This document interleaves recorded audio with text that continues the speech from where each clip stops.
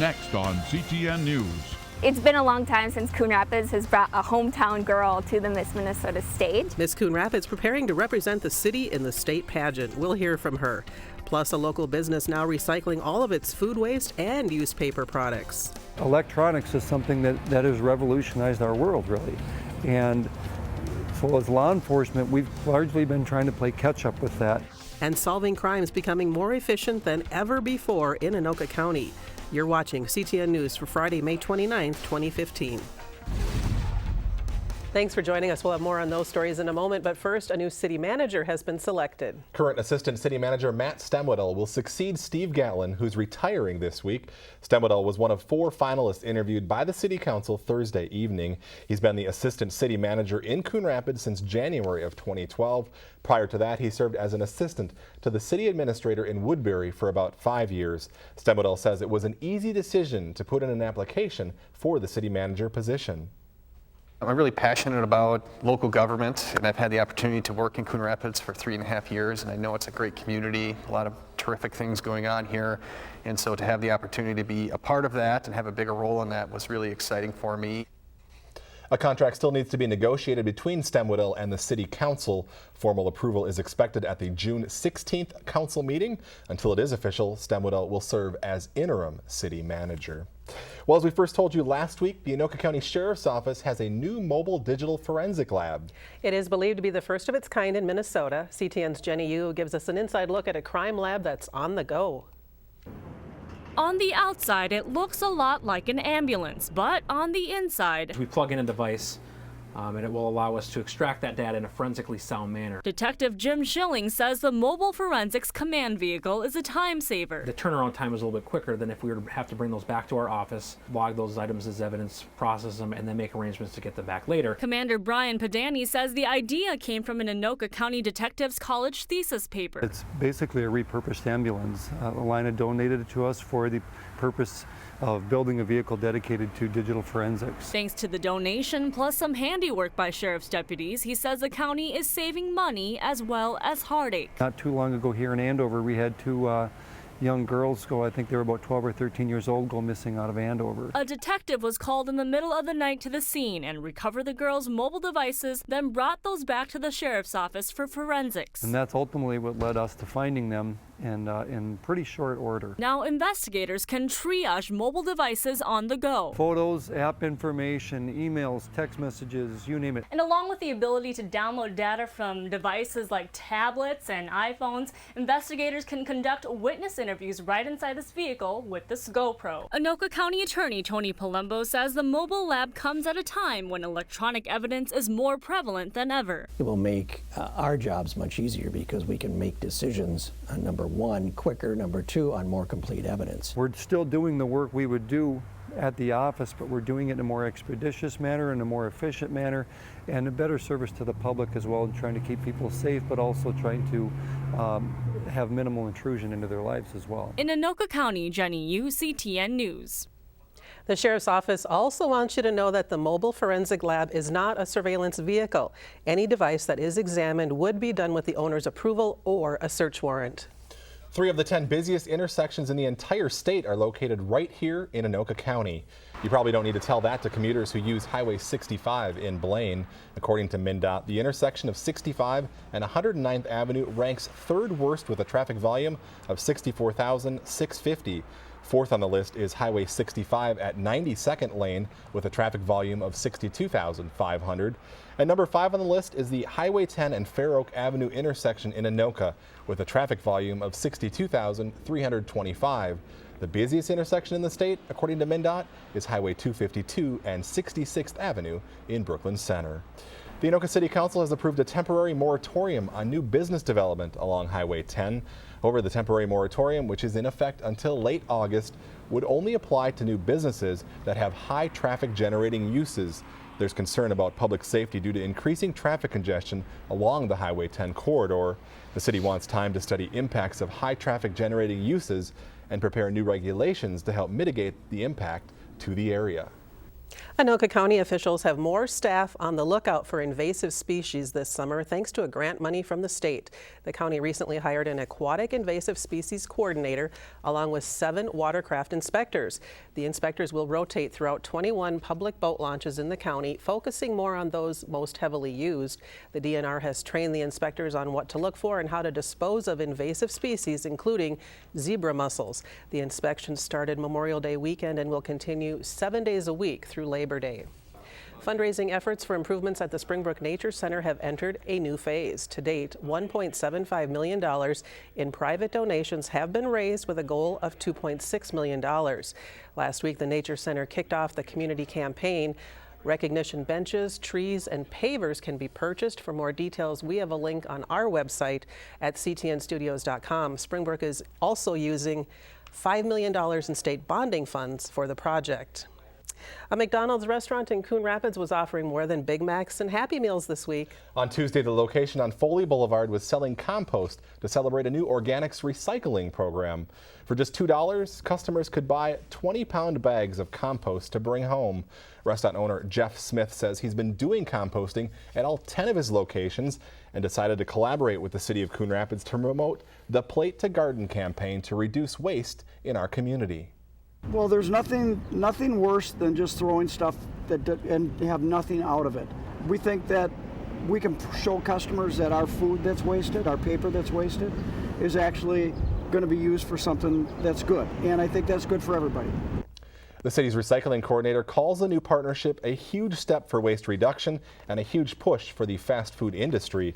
Tuesday's rain did put a damper on the sale, but compost bags are still available at the Coon Rapids Recycling Center while supplies last. Miss Coon Rapids is preparing for the Miss Minnesota pageant next month. The preliminary competition takes place June 11th and 12th, with the final competition and winner being crowned on June 13th. Caitlin Ziegler has lived in Coon Rapids all her life and is so proud to represent the community that she has lived in. She's also an advocate for homeless youth, and she's a finalist for a scholarship at the pageant. The Quality of Life Scholarship is all about my community service and the work I've done, for Coon Rapids, which is so cool because I have worked very closely with Hope for Youth, which is Anoka County's homeless youth drop-in center. Ziegler says she volunteers at the youth shelter on a weekly basis. A total of 27 contestants will be competing for the Miss Minnesota title. Again, the pageant takes place June 11th through the 13th at Eden Prairie High School. We're now just a little over a month away from the annual 4th of July celebration in Coon Rapids. This year's festivities will look the same, but the celebration is being held in a new location due to the reconstruction of Sand Creek Park. The 4th of July celebration, which runs July 2nd through the 4th, will be held near the Coon Rapids Ice Center off Coon Rapids Boulevard. The parade on the evening of the 2nd will start and end on Mississippi Boulevard. Residents impacted by the new parade route should have received a notice in the mail. Public parking will be allowed at Anoka Ramsey Community College. Still to come on CTN News, a rundown of the summer concert series kicking off next week. Plus, some local seniors take part in a game of Jeopardy! Also ahead, a big milestone approaching as our station makes the switch to high definition. We'll have the exciting details. So I just wanted them to understand how government serves them. And some Coon Rapids middle school students get a unique lesson during a special tour of the city this week. That story coming up. So, I'm kind of new here, but I've noticed a trend. My human does this funny thing where she goes around and gets all my toys, and then she hides them in that basket by the door. It's like, hello, that's where you put it last time. You were the worst at hide and go seek.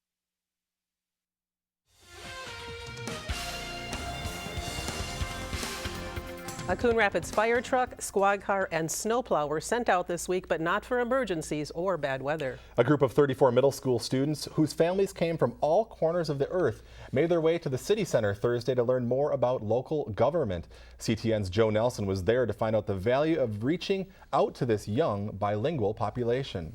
A group of students came from Coon Rapids Middle School to the city center Thursday, but many of them have made much longer trips in their young lives. I was born in Ukraine, actually. I'm from South Africa. We've got Chinese students, Vietnam, Hmong, the different Spanish-speaking countries. You don't know what questions to ask, and they may not even have the language to ask the questions, even if they know what to ask. Coming from much different backgrounds, this English as a second language class spent the morning learning about the functions of their local government. It was really nice to see it because it's kind of rare you would get a tour around City Center. Detective Pat Carlson says he hopes to change any negative perceptions that students might have about police. Some of these kids probably come from countries that, it's pretty rough relations with the police. And so from the police perspective, I wanted the kids to feel comfortable with the police. I'm sure that TV has skewed many minds on that as far as what the role of the police, would be.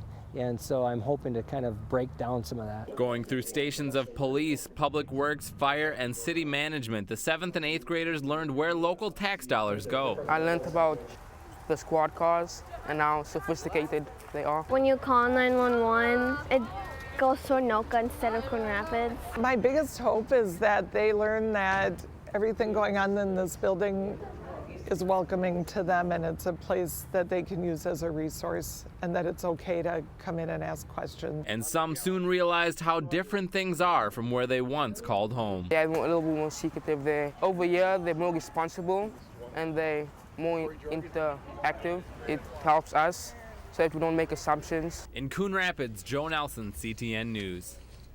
Cool deal. The school and the city say they plan on taking part in the tour and educational experience again next year. The question, what is a good way to teach seniors about safety? The answer, what is by playing a popular game show? The answer there is count to 5 before doing this. Count to 5 before doing this. Seniors from the Real Life Cooperative in Coon Rapids took part in a game of Jeopardy Thursday afternoon. The event was sponsored by Synergy Home Care and the Coon Rapids Fire Department. The questions surrounded fire and fall prevention, home safety also. Prizes were awarded by the way the answer to the question, count to 5 before doing this, is getting out of bed or standing up from a sitting position. The annual Thursday Nights Live concert series at the Coon Rapids Dam kicks off next week. You can enjoy the country sounds of gravel roads on June 4th. On June 11th, the Dixieland group Jumpin' Jehoshaphat's will perform. June 18th, it's variety music from the Backyard Band. And June 25th, it's the bluegrass sounds of the High 48s. On July 9th, it's polka music from Diversico Band, followed by R&B music from Sam Cusisto on June 16th, the Sonny Winberg Band on July 23rd, and the Island Time Steel Drum Band on July 30th.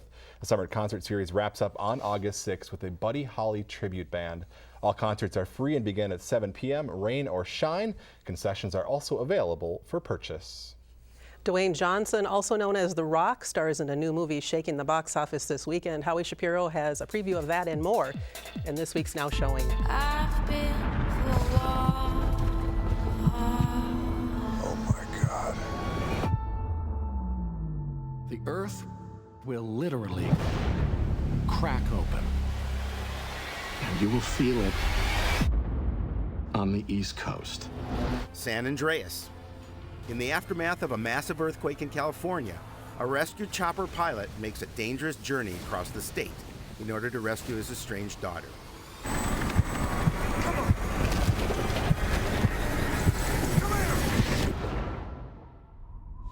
Aloha. Gilchrist, you're back in the game. I want to introduce you to your Air Force liaison. She's a fast burner.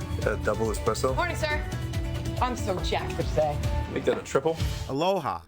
A celebrated military contractor returns to the site of his greatest career triumphs and reconnects with a long-lost love. Did you get the girl? We work together. Oh, why don't you just have what you want? Do you have what you want? I'm Howie Shapiro, and that's what's showing.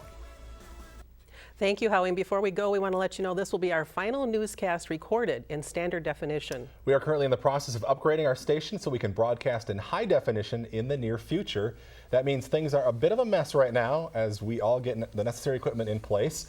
From new cameras to a new control room, there's lots going on behind the scenes as we prepare for the HD launch. Also, the set we are currently sitting on will be coming down next week, and a new high definition set will be going up in its place. We are excited about all the changes, but it does mean that this will be our final newscast for a couple of weeks. We are planning to premiere our first HD newscast and the new look on Friday, June 19th at 5 p.m., so be sure to join us then. Fingers crossed that we'll have everything set. It's going to go fast. It's sad. We've been sitting on this set for what, 13 years now? Long time. We can maybe cut it in half and each take half. I don't have room for that, sorry. Thanks for watching. We'll see you back here in a couple weeks.